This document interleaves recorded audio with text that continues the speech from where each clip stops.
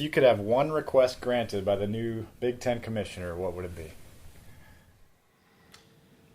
Yeah, it's. I guess my vision, my hope would be that the five BCS commissioners get together. And anybody else is invited, but I'd really like it if the five BCS commissioners would get involved or together. It'd be probably good if an AD or two from each conference would go with them, and a coach or two from each conference. And I'm just thinking about the sport of football now, and just really establish what the ground rules would be or should be as we move forward in recruiting or anything else that we're doing. And then most importantly, form a system of enforcement. And I mean, to me, the reality is really simple. Major colleges sports have changed so much, and basketball and football in particular have just, I think, gone to places nobody ever envisioned.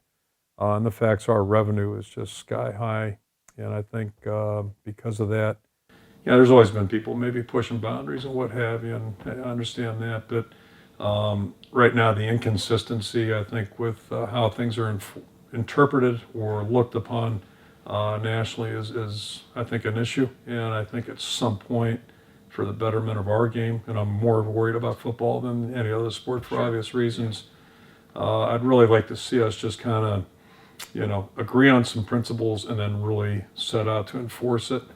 And still under the umbrella of the NCAA, but really get a little bit more specific about what our challenges are moving forward, are currently, and what are going to be, and then do something about enforcement. So, it's a more uniform system, and not that this is an NFL operation, but the NFL does a great job, I think, of, the 32 teams are all playing by the same rules. They all practice the same way.